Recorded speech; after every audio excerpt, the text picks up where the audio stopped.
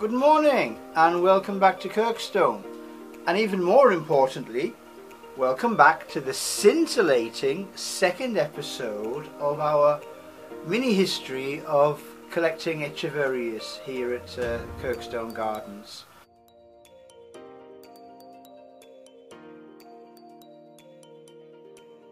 There are basically two parts to this. Today we will be looking at an absolutely cracking collection from Cactus Culture from my good friend Mario Schulz, who sent a parcel, and you will be able to see how the collection is developing at a rate of knots. So that's one of the major parts of today, and the other part of today's episode is a taxing look, perhaps for some of us, at the new emerging taxonomy in our second taxonomy and classification feature, and what is being considered, what is being looked at in terms of reorganizing the way we envision, the way we see, the way we conceptualize the genus Echeveria and how it relates to everything else. And if there's time, and only if you've been very, very good, there will be another feature as well, just to flesh out the offering, as we say. So that's it. Let's get absolutely on with it and let's see exactly what Mario has sent. It all starts here. Bye for now. Bye.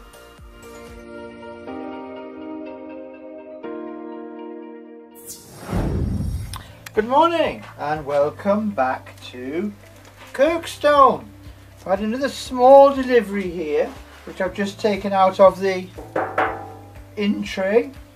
So what do we have in the in tray today? Well, this is from Culture Plants, which is Mario, based in Germany.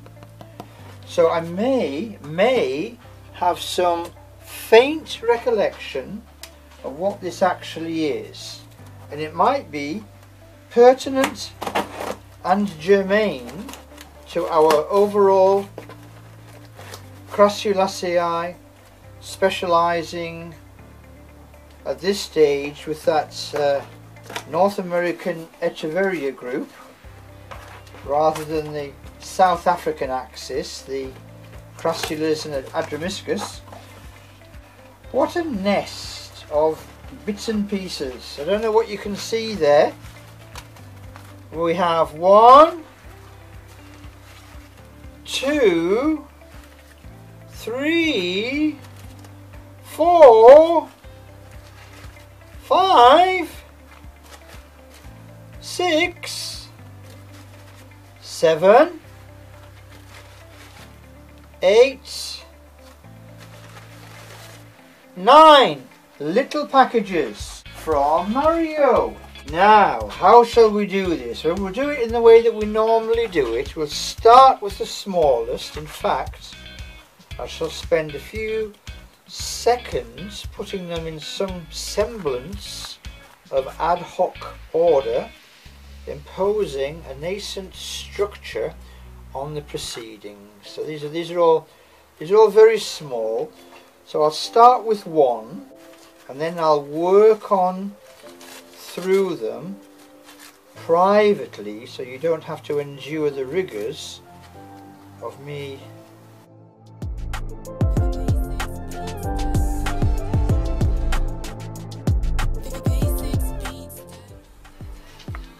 I have here ready a whole swathe of small plant pots, just ready for these first small plants like this little blue elf which has arrived from Mario. Great plants from Mario Schulz, trading as Cactus Culture on eBay UK and probably eBay worldwide, to be honest, but obviously I buy them from eBay UK.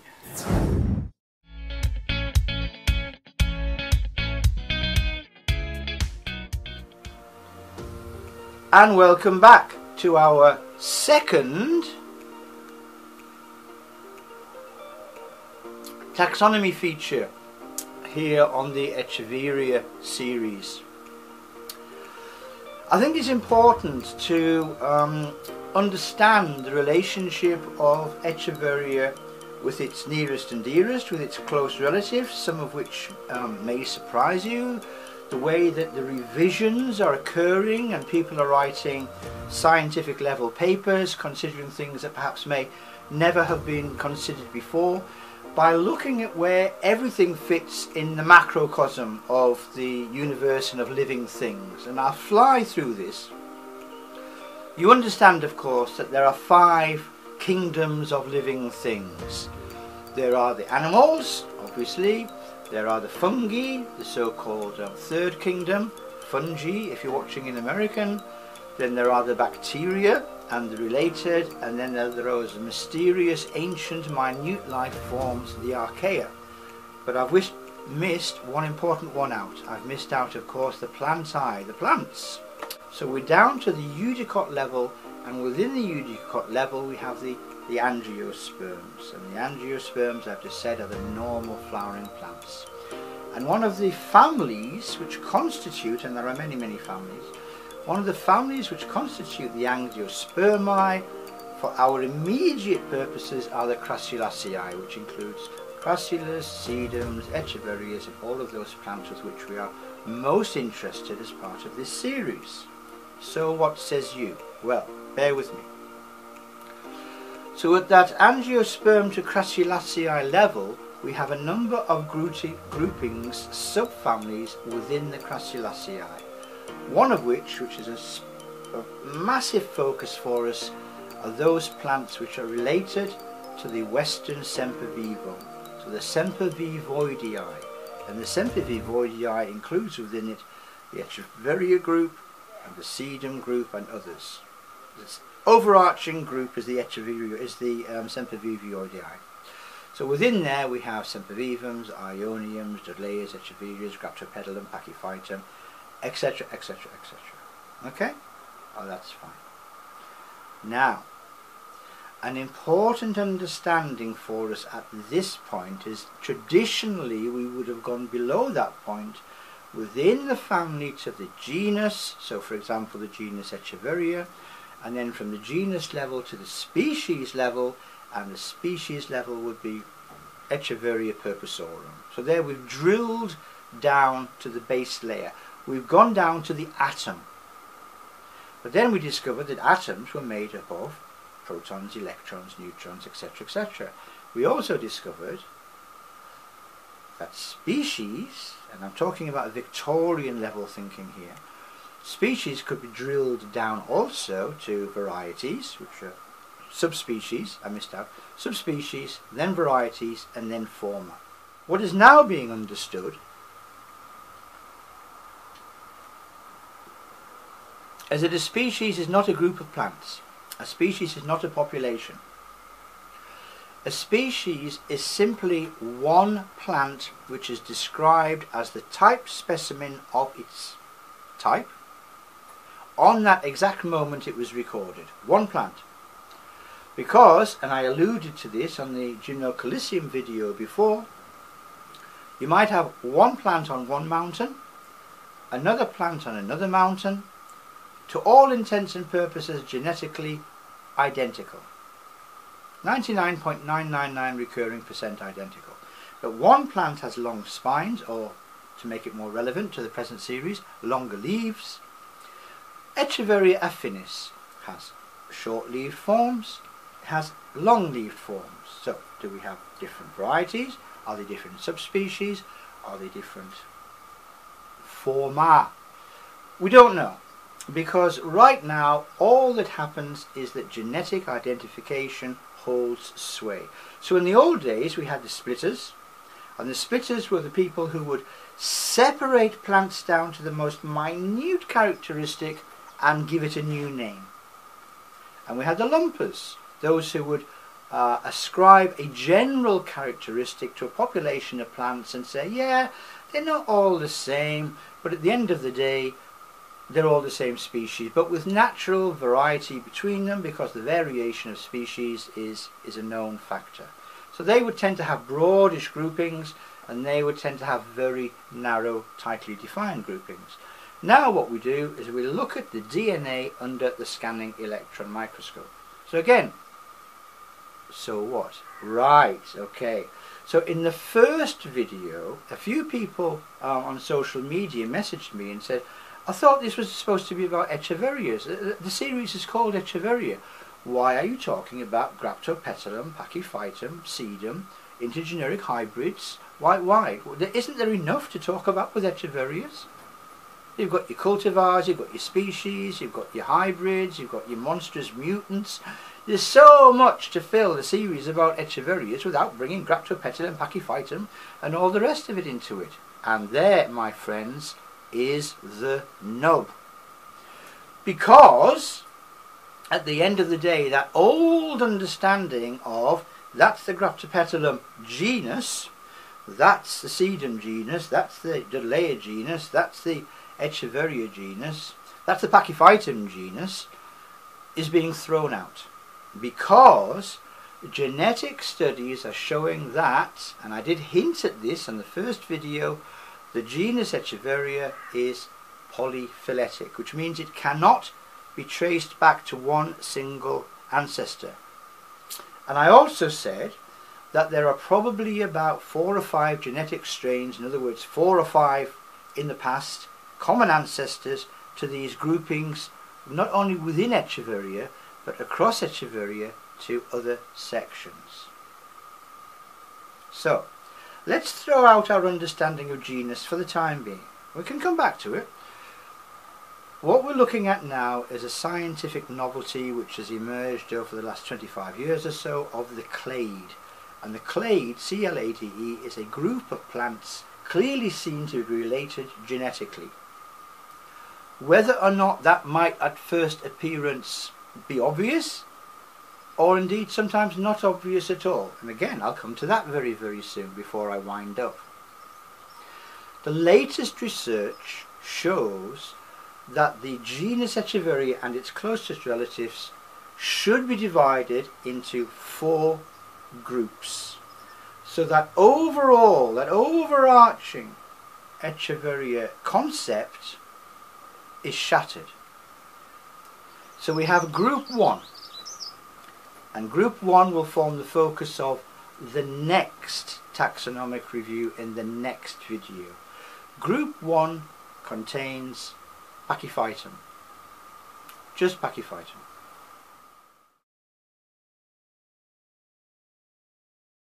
Okay, so section 1 consists exclusively of species from the extant genus Pachyphytum. That's an easy one. Section 2 contains a whole range of series: the Chloranthi, the Ciliati, the Mucronati, the Nudi, the Racemosi, the Thursiflori, one member of the extant Pachyphytum genus, that's Pachyphytum cuiccatenanum, and the entire genus Thompsonella. Section 4 contains the remainder of the Echeveria series. So the Gibiflori, the Setosi, all the rest of them, including the majority of the Urbinii who weren't included in section 2. And that includes the original Urbinia, the type species for Urbinia, which is the present Echeveria purpusorum, which is now identified as being geographically very distinct, away from the epicenter of the other Urbinii, and also genetically distinct as well. So purpusorum and its closest relatives become subsumed into the new clade 4, or section 4 of the overarching superclade. Section 4 also includes Graptopetalum. So there we are.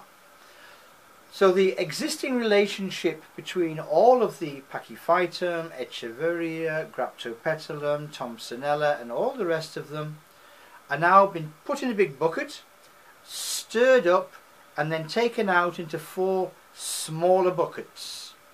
those consisting of the groups I've already described.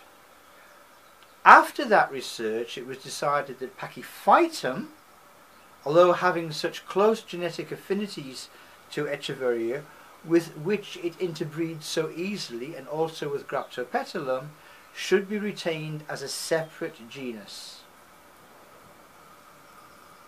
However, Graptopetalum, which is also regarded as being a separate genus, is still subsumed into section 4. All this on the basis that the genetic identity of Echeveria and its close relatives, because I'm not separating them, I'm keeping them in that big bucket for now.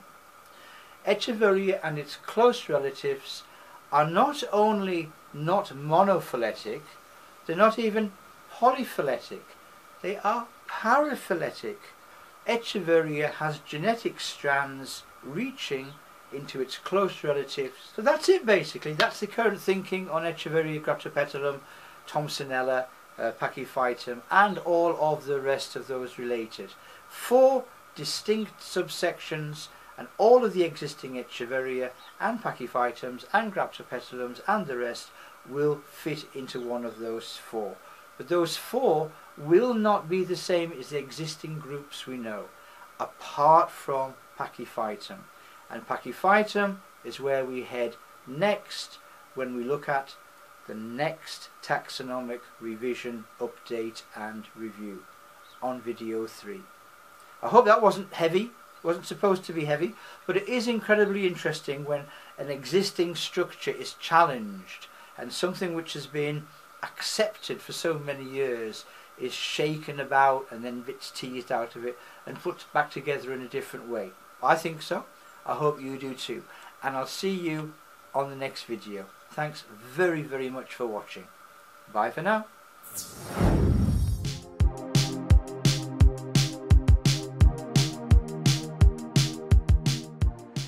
And there we are. So we're adding continuously to this little collection of Echeverias and relatives, and the odd interloper like this Haworthia Groenwaldi. But basically Echeverias, Pachyphytum, Dudleya, and hybrids between them, Pachyveria, Pachysedum, Sediveria. I'm sure I've missed one out. But these are the ones that we're concentrating on here. So this is the delivery from Mario Schulz, trading as Cactus Culture on eBay. This was the Echeveria hybrid red edge, all potted up nicely. Then there was that Graptopetalum cultivar Ameliiflorum, nice fat leaves, and that Graptopetalum there. And then there was another Graptoveria hybrid here. This is Bashful. See, it's blushing nicely there, Graptoveria Bashful. And then there was the painted frills, the crenulate or semi-crenulate, and also a Sediveria here, which is a cultivar called Blue Elf. And then a well-known and very choice species discovered by Alfred Lau. This is Echeveria Lowii or Lowie. And then we had the Echeveria Black Sirius.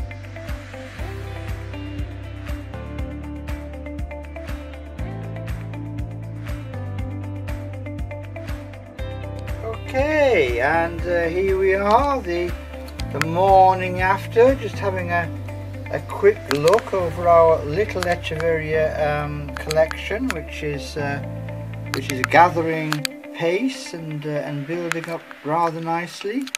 So we have those new deliveries from our good friend Mario Schulz, trading as Cactus Culture on eBay UK. And we've also, as I accelerate through the ranks, we have also got a collection of labels. So as always, it's the same system. I've got the name of the plant, and then on the back of the plant I've got Cactus Culture, eBay UK, January 2020. So when it comes to updating the spreadsheet, and more importantly finding things on the spreadsheet, I should be able to find them either by date, by the name, by the genus name Echeveria, or collection number. So we've got here Graptoveria amathorum. So the first one goes in there. Graptopetalum amathorum. Label and plant. Okay, the next one is Echeveria Agavoides Black Sirius. And Black Sirius, it says there on the label, is that plant. So the label goes in there, and that's another one updated. Label, plant, and check. Okay, next one is Echeveria cuspidata, and that's Echeveria cuspidata. Check. Label, plant. And then after that we have the hybrid Sedaveria Blue Elf, and Blue Elf is this bluish looking plant here, and there's the check, Blue Elf on the paper label from Mario, and there's Sedaveria Blue Elf label, and indeed plant. It's going to be a really nice plant, that one, when it expands a tiny bit.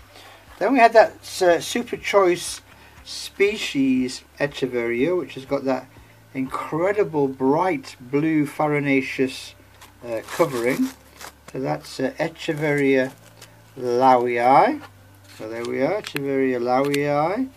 Label, plant, and check. And not many left now. We've got Echeveria painted frills. Painted frills. A multicoloured, almost variegated, you would say, green fading into red. And there's the label. Insert the label, and that's Echeveria painted frills labelled. Look at the plant. Check one last time. Okay. Graptoveria bashful. Okay, so that's Graptoveria bashful in there. Label's not straight, I don't know why. Why it's different doing it with my right hand than my left hand, but with my right hand it works. So there's Graptoveria bashful, and there indeed is a bashful, and there's one left, and that's this one here. That's Echeveria red edge. Red edge, and there is indeed a lovely little red edge Echeveria. So that is the collection. 1, 2, 3, 4, 5, 6, 7, 8, 9 from Mario. So that's Echeveria cuspidata. And the last lingering glance over some of the more interesting plants in the growing Echeveria and relatives collection here at Kirkstone. And a very nice little Setosa minor there, unusual Dudleya, bright white Dudleya, Echeveria lutea, and there's that red trump, that new hybrid that came from Bogglewood and Stones, and a few starting to throw up some flowers. There's Ramillet is throwing up some flowers there, and this much bigger Agavoides that came a while back is featured on an earlier video. This large Agavoides is showing up a pinkish flowerscape right now coming up. Okay, so there we are, Echeverias and their relatives, growing collection, and there'll be some more very soon. Check back whenever you can. There's always more to see. Bye for now. Bye. Flacas y gordas, chiquillas, viudas, casadas.